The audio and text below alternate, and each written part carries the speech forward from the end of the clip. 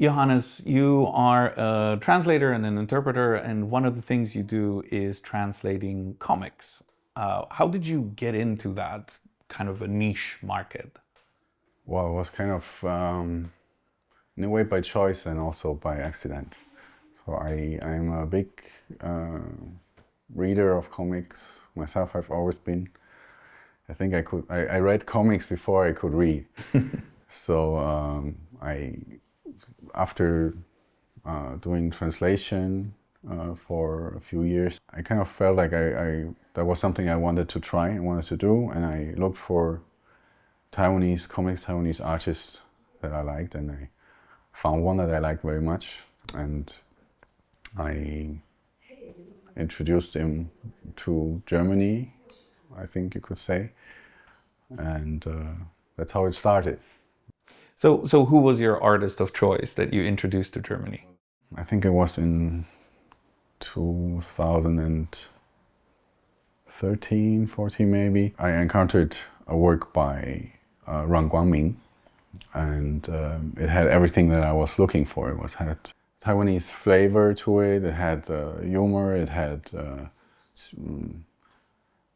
sincerity, it had like something that even international readers could relate to.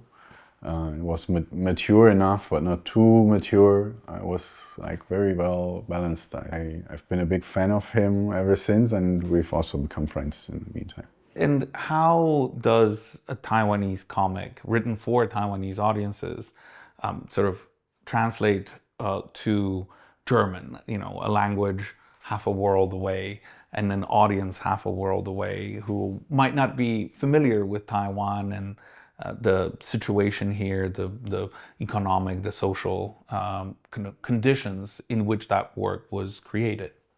Well, it all depends. It depends on how much you want or you can convey in the confines of the space that you have.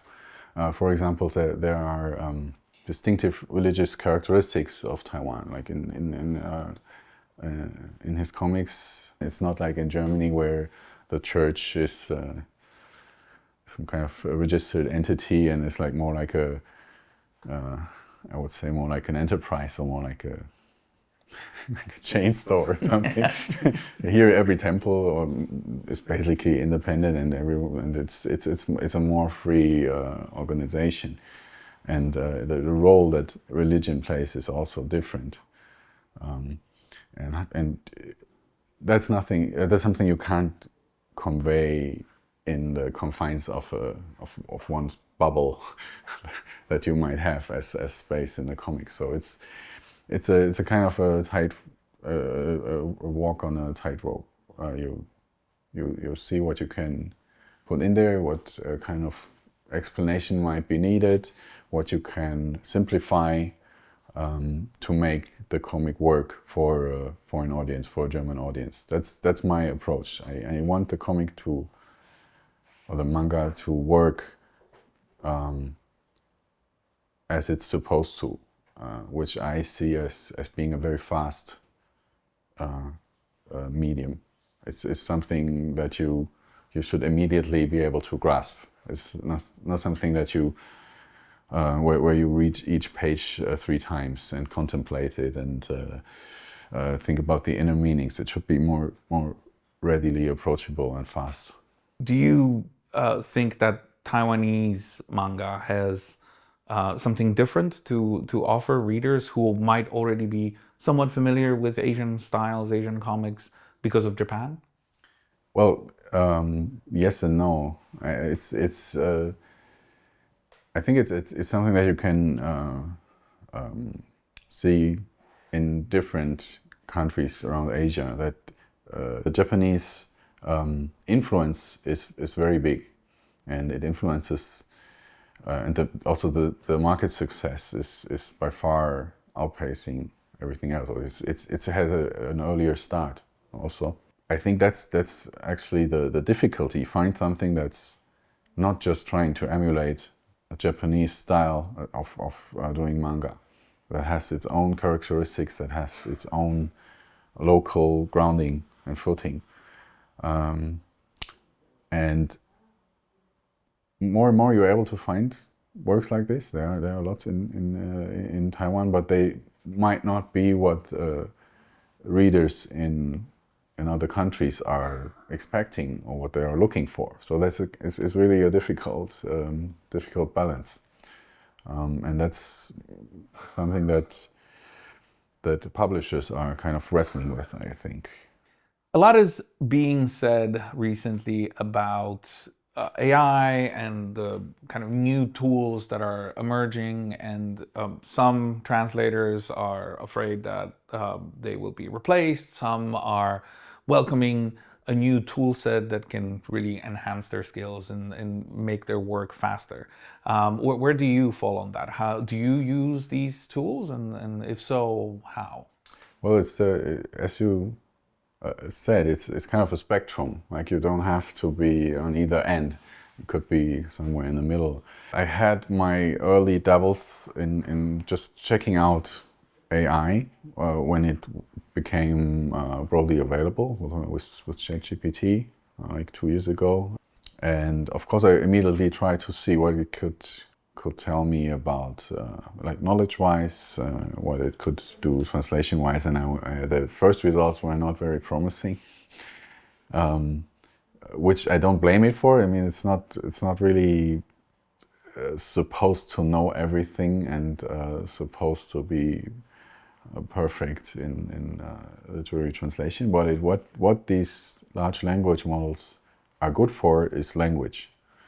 So especially with DeepSeek, Chinese AI model being available recently, I've started to see what they can do for like furthering my understanding of terminology, of sentences that might have a deeper, several layers of meaning that I might be able to grasp, where I might not be sure that I grasp all the layers at once. Because in Germany, it's like Chinese and German are different languages in that German is mostly very precise and Chinese can be very imprecise. So sometimes you have to do a reduction. So I use AI cautiously and mostly for language research, you could say, or for like as a dictionary that can answer questions.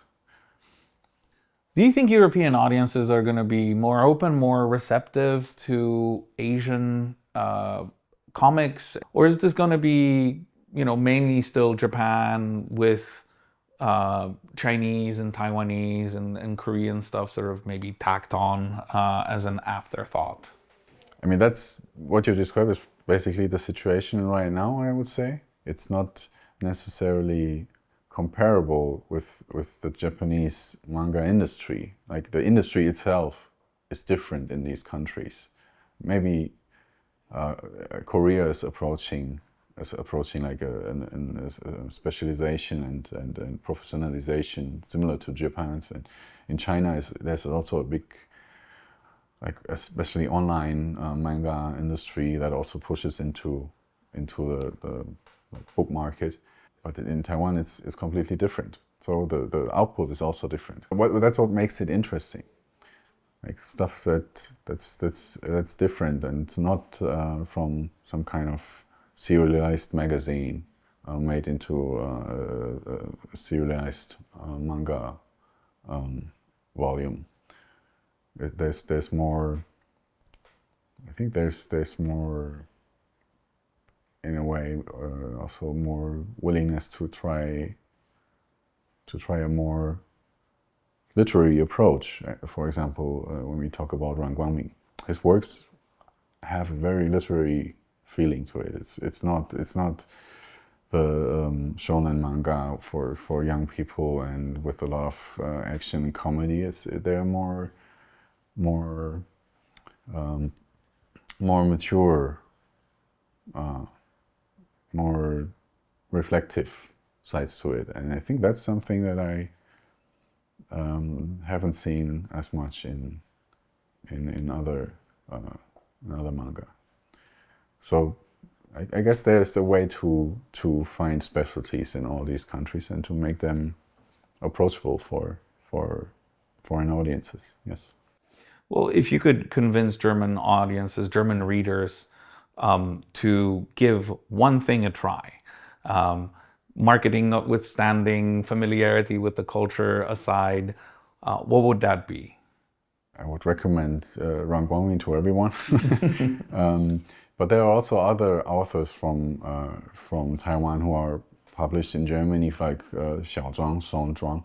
To me, my one of the most important works that I've translated recently and that is very dear to my heart is this series, which is kind of aimed at young readers in Taiwan originally as well. It's the life story of Cai Kunling, a man who experienced Japanese rule over Taiwan as a child, who experienced the war, who became a publisher also for manga at the time, for a youth magazine, and who then who after the war first was a political prisoner for 10 years, and and then became a publisher. He had the full Taiwanese experience, you could say. All the Taiwanese recent history is visible in his life, and I think that's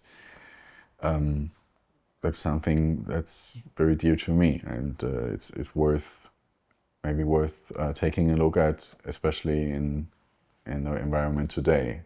Why Taiwan is the way it is, why Taiwan isn't like China, and why the focus on these two countries